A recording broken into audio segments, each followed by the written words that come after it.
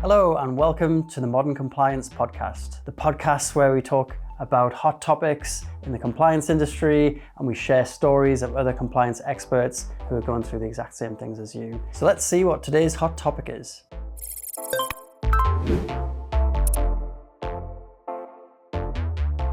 Hello and welcome to the Modern Compliance Podcast. Today I'm joined by a very special guest, Ben Alford from Arum.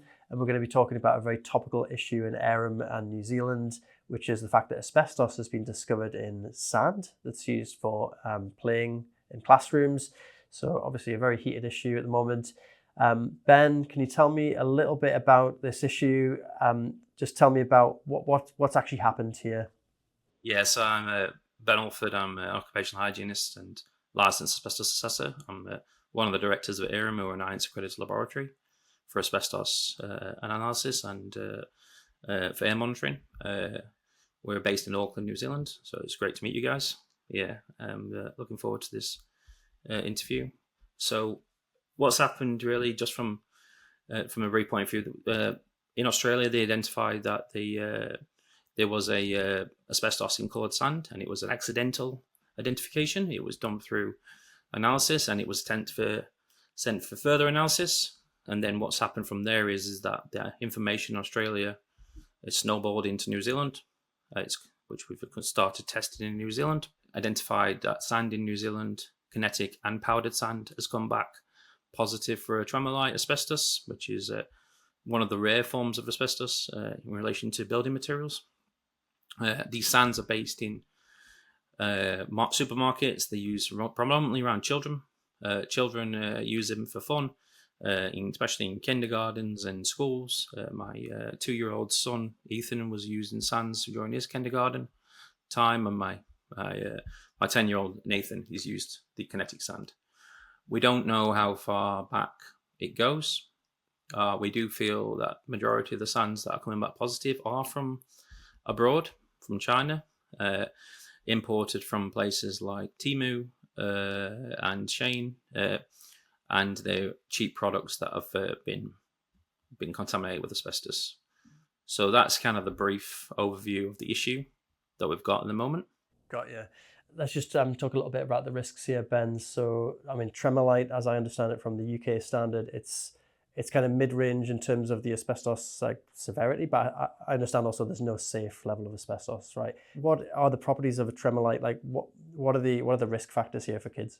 Yeah, so Tremolite, so just to clarify, in New Zealand, Australia, there isn't a risk assessment based around asbestos types. Tremolite, and they're all deemed the same in New Zealand, and we don't have numbers and put assessments against them. In the UK, it is different. You're completely correct there.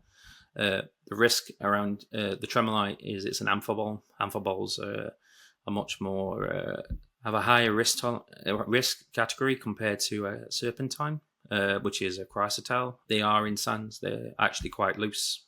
So if you look down the microscope, some of the powdered sands, specifically the powdered sands, have got Tremolite, and they're not actually in a matrix. So when I mean matrix, you've got a piece of sand and maybe the asbestos will be sticking out the sand. So it's in a matrix, and it's bonded into a material. Mm-hmm. What we're seeing is, and what from our lab and some of the other labs from what I'm speaking to them about, is that the Tremolite is loose. So it's in a mineral form. So because it's in a mineral form, furthers the ability to split the fiber. So what I mean by that is when this fiber, say if you've got a long fiber and a bunch of fibers, it's actually millions of fibers. If you put pressure on it, they split, and then they split, and that's where you cause the respirable risk. So the respirable risk then enters the lungs. So because it's loose, it makes it easier to split the fiber. So if you're playing with the sand and you're banging around on it, and stamping on it, and you're crushing it with your fingers, yeah, that's where the risk comes from. So that's predominantly the risk we're dealing with right now. I see. Yeah, I've got a 2-year-old daughter, as you know, Ben, and I see how she handles things. You know, I can imagine kids handling things means, it's kicking up these fibers into the air. I can imagine that's a real concern, and easily dispersed, I suppose, as well in these classrooms. Is that right? Yes, easily dispersed, and not only that, easily dispersed, and it's been dispersed over a long period of time, so we can't track. Yeah, and some of these sands will deteriorate because the fiber's so loose, there's a good chance the fibers would have already dispersed, and the sand would be left with just the sand agent because it's not in the matrix. And I know you've got a young son as well. So Yes. from a parental standpoint, Ben, is this a real worry for you? Yeah, it's petrifying, and it's also very scary for a lot of other people. I've been on a Facebook group as well and dealing with a lot of giving advice to a lot of parents who are very frightened about this, and parents are not stupid. You know, they know no matter what, how many statements you put out there, they know that the kids have been playing with asbestos, and that's quite scary. It's scary from a latency period. So when we talk about asbestos, we talk about latency. So we always think, okay, so when you're 40 or 50 or 60, you might get asbestos-related disease, lung cancer, mesothelioma, pleural plaques, you know what I mean? But like a 2-year-old, 15 to 20 years later, I mean, they're still very young. And it's also that developing lung aspect, which like I say, I'm not a doctor, I can't. But like I've said in my previous videos, that like it doesn't take a rocket scientist to know that kids grow, lungs get bigger and they develop. And then as we grow, you know, we get tougher. Well, kids' lungs are very kids' lungs respire a lot of oxygen a lot quicker than adults' lungs because they're smaller. And if you're pumping asbestos fibers through the kid's lungs, I mean, it's going to scar the tissue a lot quicker. So it is absolutely petrifying to me personally that we've allowed this to happen. Mm-hmm. It's terrifying. I can't even imagine. And I imagine as well from like a professional point of view, Ben, it's difficult for you. You know, you've been going in to schools and looking for known asbestos, but this has been right under your nose, like unknown asbestos. Yeah, I mean, like we always say, like we go in there and we remove asbestos from schools. You think you're removing the issue, so you go in, you remove cladding, you remove vinyls. You know, I mean, you look at the building material and you think, hey, you know, I mean, one of these days it will be asbestos free from all our buildings. I mean, there's the dream.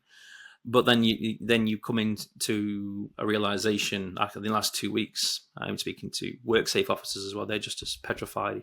WorkSafe in New Zealand is the HSC, and you're thinking to yourself, well, we have been removing claddings and doing clearances and air monitoring, you know, all sorts, and then in the classrooms they've been playing with asbestos sand. I mean, it puts our industry back significantly, probably 15 to 20 years, because of the contamination that's probably occurred since they've brought in the sand. Literally, we said we don't know when that started. It could have been 5, it could have been 2 years, it could have been a year. You know what I mean? It could have been 6 months. You know what I mean? We don't know. But we do know it's here. And we do know it's not only here, it's in Australia. And if it's not only in Australia, it's going to be in England. And it's going to be everywhere. Yeah, it's crazy to think that, Ben.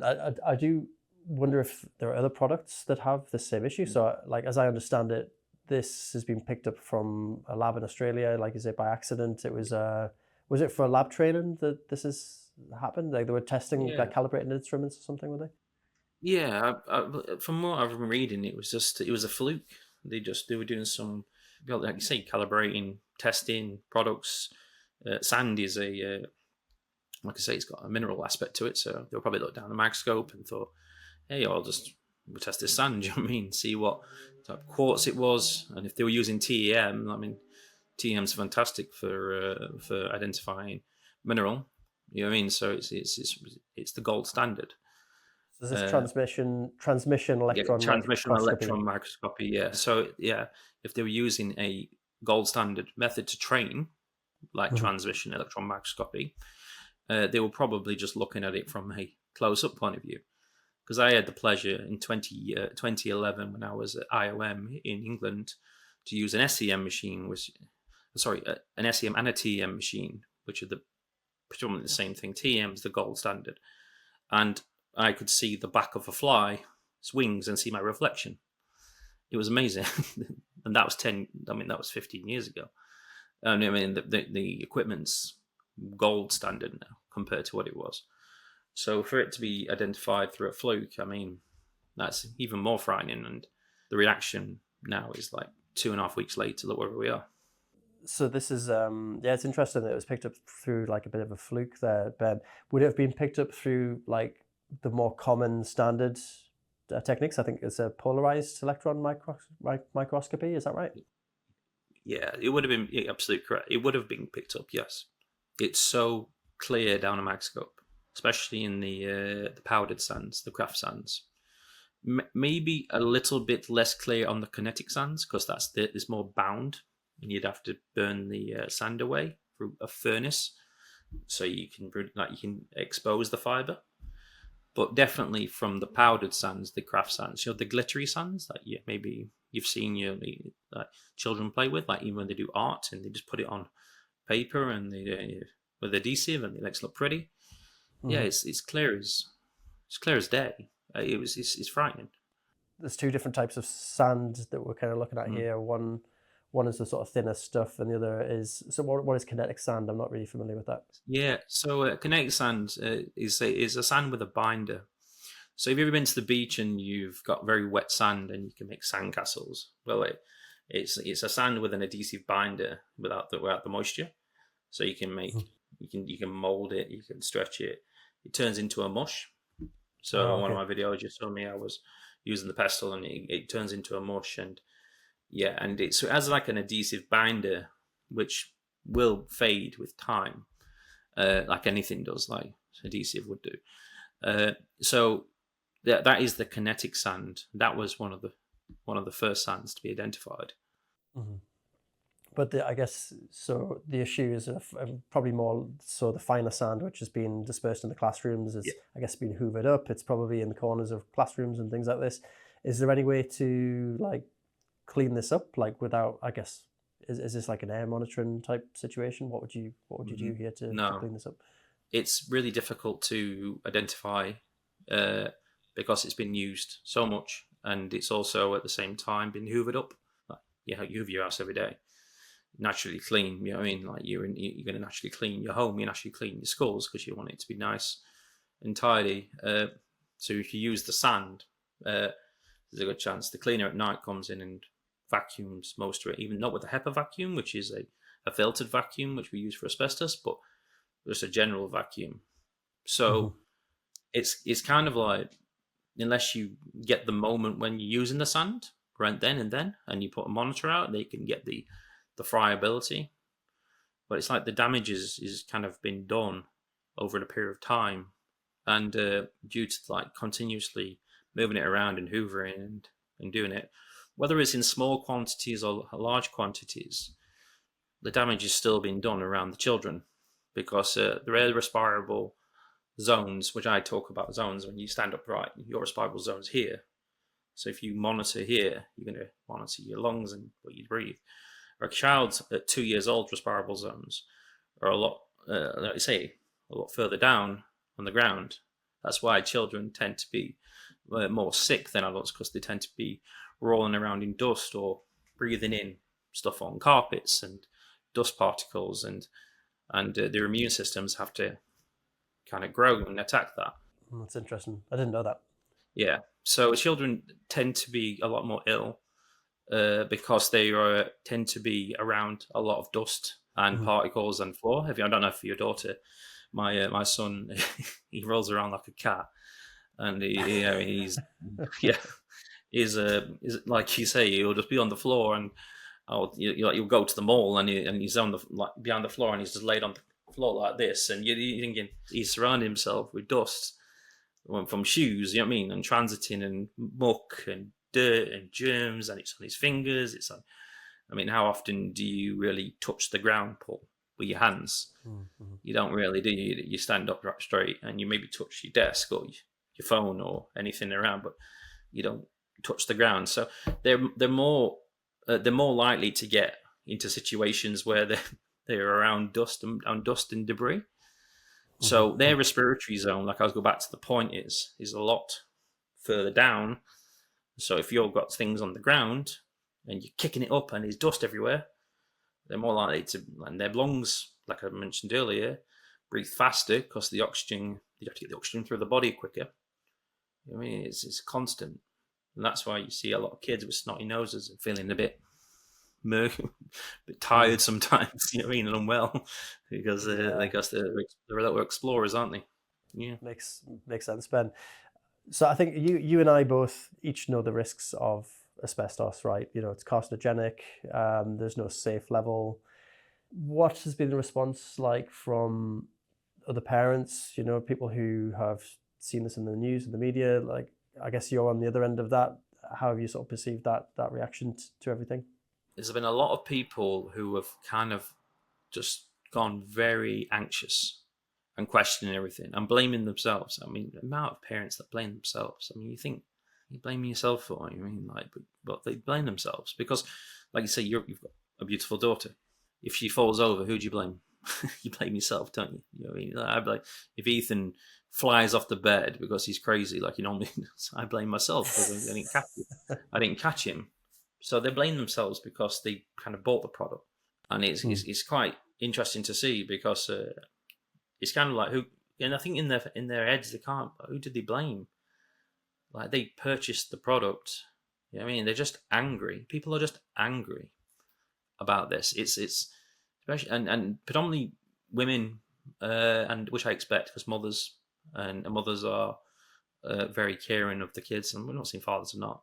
We are, but predominantly women ask a lot of questions. They ask about is anything I could done? What is the risk? That's the big one. And what is the risk? Which is hard to quantify right now.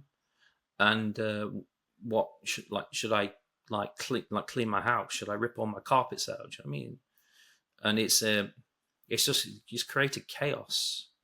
I don't know if the government could have said anything which wouldn't have made people feel so anxious. I think whatever the outcome of this, whether it's high risk, low risk, or medium risk, when we find the science, it's not going to stop parents feeling terrible. It's going to change the way they look at the market and buying things as well. This is quite a big shock to the system. So it's part of the problem, Ben. Like we're kind of like removed from the things that we buy it now, in a sense, aren't we? Like you can go into a supermarket, you could buy some meat, and you don't know how you don't know where it's come from, how it's been, how that animal's been slaughtered, all those kind of things. You are removed from the process. It's the same with farming. You buy vegetables, you don't know like the sort of journey they've gone through. Is it the same with like buying these type of like play sands and things like that? We just don't know the history of that item, and I guess the countries where these have been imported from maybe don't have the same standards as us. Is that part of the problem, Ben? Yeah, I mean, have you ever bought an Uber and you've had a pizza and you've gone, oh God, you know what I mean? Like, wish I'd never bought that pizza. You know what I mean? Where's it come from? I'll never go there again. You know what I mean? But you see 5 stars on Uber and you think, oh, that's must be a good pizza place. I think you're completely correct. I think the biggest problem is a lot of countries don't self-resource their own products as much as they used to. So it's like if you buy Kiwi beef or New Zealand fed beef, you know what I mean? Like where it's coming from. It's coming from one of the farms down south, Ravensdown, or there's other places. Yeah, it's well renowned and it's delicious. And they have specific protocols. I've been to some of the plants. You know what I mean? They have specific protocols they follow. I think there's just not enough monitoring of items or.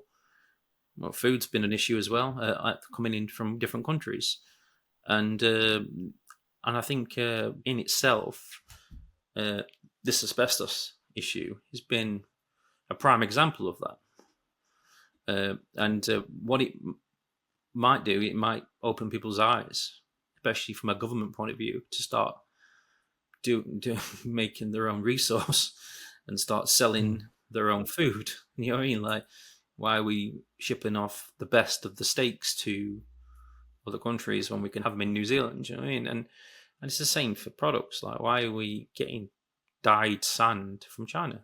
Why can't we do it in New Zealand? At least we know it's been tested, don't we? So I think you're completely correct. I think we just don't know where what's coming in anymore. Yeah. So that's what you'd like to see then, Ben. If there's any changes or anything that kind of happens as a result of this, would you like to see New Zealand and other places creating their own products as opposed to importing them from different countries? I mean, I guess there's some things you can't create or like you can't source in your own country, right? I don't know. Sand, I guess, comes from a quarry, right? But you'd like to see those changes. Yeah, I'm not. I mean, some things you can't. Like we have to source from abroad. You know what I mean? Some things. New Zealand's a small place. We need places America. Most things England trades quite highly. I mean, things that England need from other countries. The necessity of things like if you trade cars, you know what I mean. You get asbestos brake pads in Teslas, are you? Do you know what I mean? But it's the cheap items. It's the items that are coming in from abroad that we don't need. So it's the sands, like from coloured sands from China, or it's the, say, squeezy toys or anything like that we could easily do in our own country. We could easily manufacture this in bulk. Some of the best shops I've ever been to in my life are New Zealand local business owners. There's some beautiful greenstone islands, beautiful kiwi like toys and you know what I mean, stuff like that. And why can't we just do that in mass production? Make people work. So the cheap stuff, I just don't want to see the cheap stuff coming in anymore. It's just destroying countries. Yeah, it's interesting. And what about the government response then, Ben? So like you've got obviously, I'm presumably WorkSafe's put out some like notifications about this coloured sand issue. Are they doing everything they can? Is there anything you'd like to see?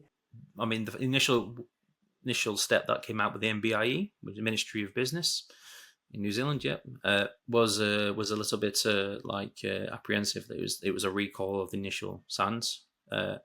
WorkSafe have been sensational. It won't hurt me. Normally, in the past, wouldn't hear me say that. But they have been absolutely sensational with this. The specific people in WorkSafe that have really, really, really worked 24 hours a day to make sure that we get the right outcome in New Zealand. It's been a blessing to speak to some of them as well. The continuous updates have been fantastic. MBIE is aligned with WorkSafe. Ministry of Education has been sensational. Shutting down schools, shutting down classrooms, determining risk, getting labs involved. Specific individuals in the MOE have been fantastic. Someone from the MOE was the first to go in the press and talk about this. It was very interesting how they've led the forefront to look after the children. Now, New Zealand has gone above and beyond, I think, of what I'd kind of expected. They've been so great, and they've given such guidance as well, as quick as they could as well. Sometimes you think you could always go quicker. Yeah, why didn't they do it yesterday? Would have made my life easier. But in reality, no, they've done the best they can with a really hard situation. And yeah, it's been really privileged to work with them. It's not often you can say that about the country. You know, it's going above and beyond. Oh, it's brilliant. And in terms of like what would be your like next steps then, Ben? What would you want to see next? A proper risk assessment of import-export goods. Start with countries that have specific lack of prohibition when it comes to asbestos. So just identify all the countries that use asbestos and test all their goods. If you're gonna trade with them, you have to abide by the prohibition rules of New Zealand. That's got to be fundamentally the first thing. The next thing we have to do is have a real good look at. Like I said to you earlier about not importing cheap exports, I think into countries. I think the country should always create. I mean, I can't change. Like I'm a realist. I'm not going to change a country overnight. You know what I mean? But in reality, government should be looking at utilizing local Kiwi resource for schools, and then at least we know it's been tested. So we've got the two there. We've got the testing of import-export. We've got the obviously the not importing of cheap goods. And then finally, strengthening the regulations, not downgrading the regulations, like strengthen them, make them supersonic, make them excellent, make them easy to read and give us some fantastic guidance documents. Look for continual improvement. What we're trying to improve, we're trying to improve exposure of mineral fibre, not just asbestos, mineral fibre, silica, everything, in countries. We're trying to reduce dust levels. We're trying to make people people more comfortable in working environments. Yeah. So they're the three things I would love to see, Paul. Yeah. Like I say, even I would settle for two. I'd settle for the regulation strengthening and the testing of import, export into the country. Yeah.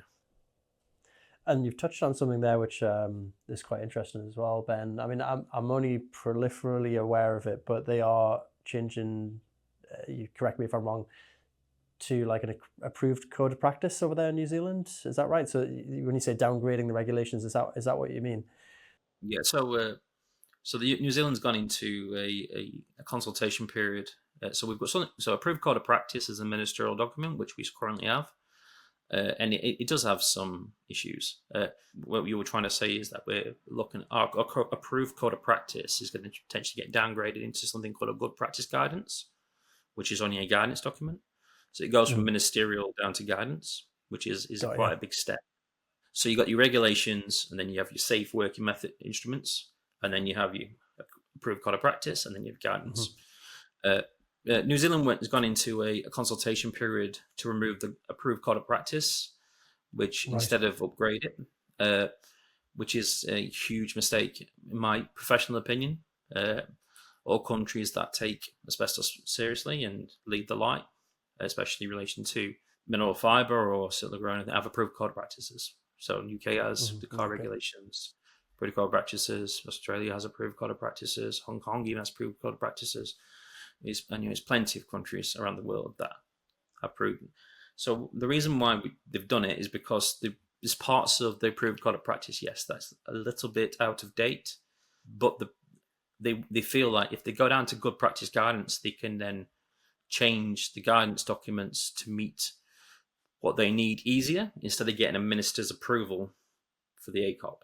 So to get an ACOP approval, you have to get a minister's approval. It's just you're downgrading legislation legally, like legal legislation that has more humph to it. You know what I mean? It has more weight down to something that has less weight just because you could change the text a little bit easier. Now the ACOP, for its faults, is not the end of the world. I mean, like it's not in a dire strait where we're suffering, but it does need to get upgraded. But you don't do that by revoking it at all. You do that by following the right path, like the UK does, and you get to the point where you then change, and then you add what you want, and then the minister will sign off. It does take a little bit more time, but I want to make this very clear that when they started this process, it was in 2022. I have got the information, and I'm not going to sit there and someone's not going to tell me that they've not had enough time to review and change the ACOP, because it's just nonsense. And so they do need to change it. We do need to change it, but we don't need to change it and downgrade it. It's because there's a couple of other issues. I know maybe it's another complete other subject, is Paul, but the regulations, which is above the ACOP, has specific things in there that need to be changed as well, which kind of connect to the ACOP.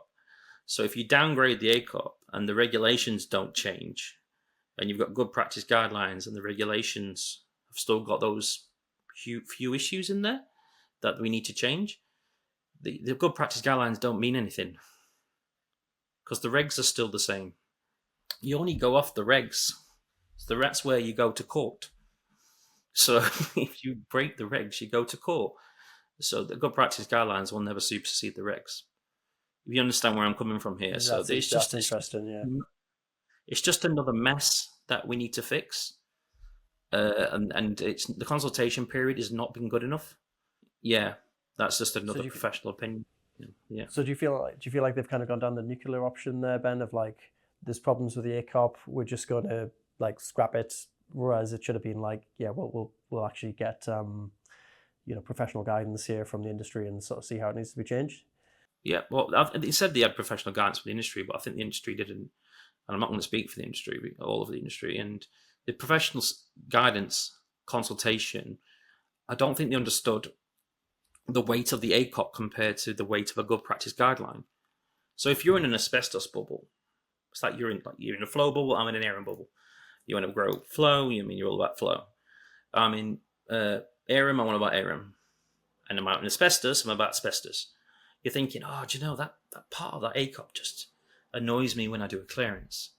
Oh, that part of that on like a survey, it just, oh God, it's just annoying. You know, it shouldn't be like, it should be like that in the UK. You completely forget that the weight of the document that you're reading has a much more as a much more enforcement behind it than the one you're going to.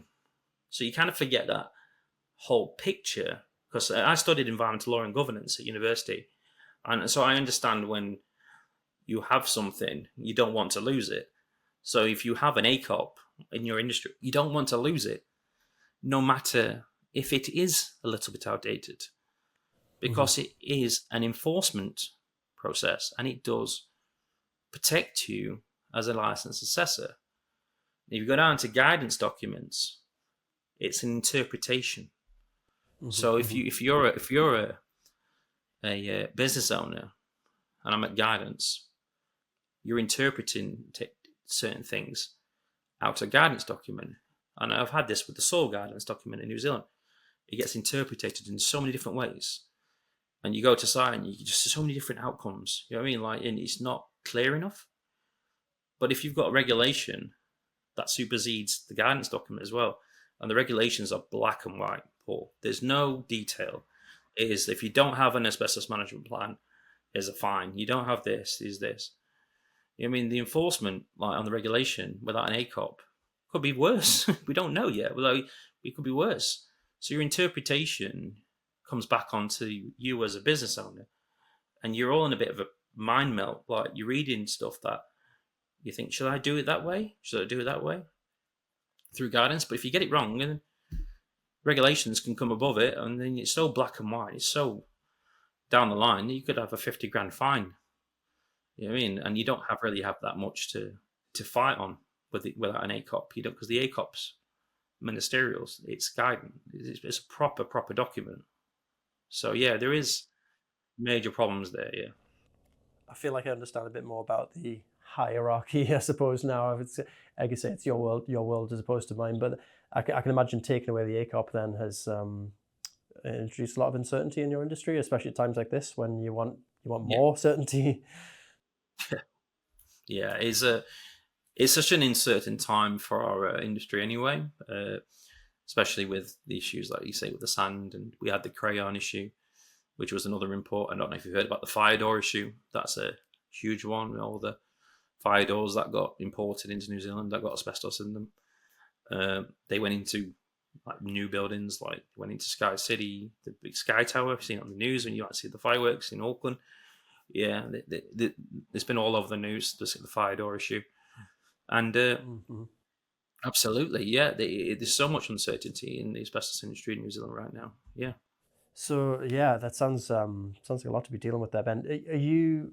Let's leave our audience with a, I don't know, like a hopeful note, I guess. What's coming next? Like what's Aaron going to do about all of this stuff? I know you always on a mission.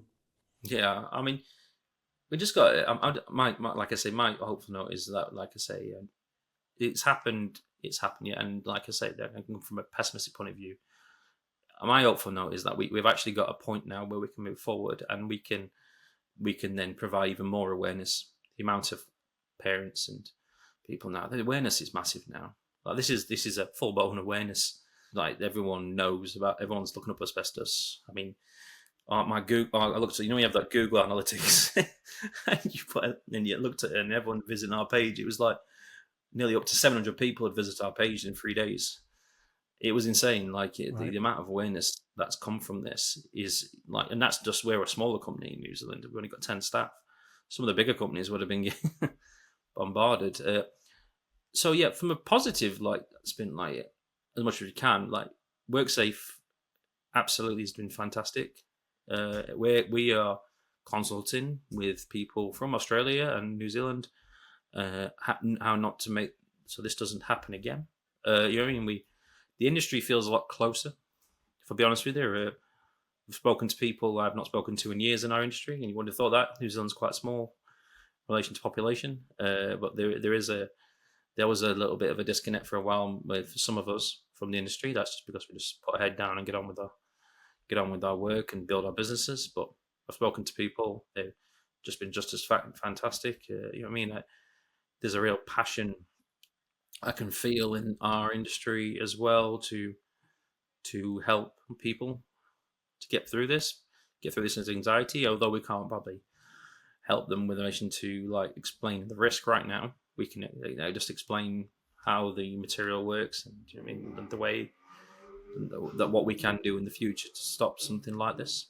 Like I say, it's although it's been a catastrophe from a hazardous material point of view, it's also brought a lot of people together as well. I mean, we had 2 major meetings. We had one with 6 or 7 consultancies. I mean, I've never been on a meeting like that in New Zealand to talk about how we're going to handle specific tasks. But then we had emails go out from someone fantastic from the Ministry of Education. He's been sending emails to labs asking for information. I mean, it's been a real collaborative approach, and working with people abroad. Like I've been talking to people from America, Australia. It has brought a lot of people together. Yeah. I guess it's not often that you're in a room with, or on a call with a bunch of your competitors and you're not narrowing your eyes at each other, you're actually trying to collaboratively kind of sort something out. So just to recap, Ben, we've talked today about asbestos and sands. Obviously there's a lot of worry around this at the moment, and I think, you'd like to see some risk assessments in future about this type of issue and, the risks involved. But obviously there's no safe level of asbestos. That's the main thing. Asbestos is a carcinogen. This is a friable respiration risk. Tremolite obviously has thin fibers. It's a bit of a worry, but it sounds on a positive note that the industry's kind of come together and is kind of getting their heads together about what to do here. So thank you so much for the interview, Ben. I've really learned a lot today, and thanks for schooling me on the approved code of practice. It's all a bit of a new world to me, so I really do appreciate the education there. No, and I really like your podcast as well. You're doing a really good job. Yeah, I really love conversations with people in the industry. Yeah, you should hopefully one day people from New Zealand might reach out to you and do something with you as well instead of just myself. Yeah, maybe really cool to hear from other people over here as well, see how they feel about this. You know me, Ben, I'll talk to anyone, man. Well, I'll get some rest. I know it's late there, so yeah, thanks again for the interview, Ben. All the best, man. Thanks, mate. Cheers, brother. Catch you later.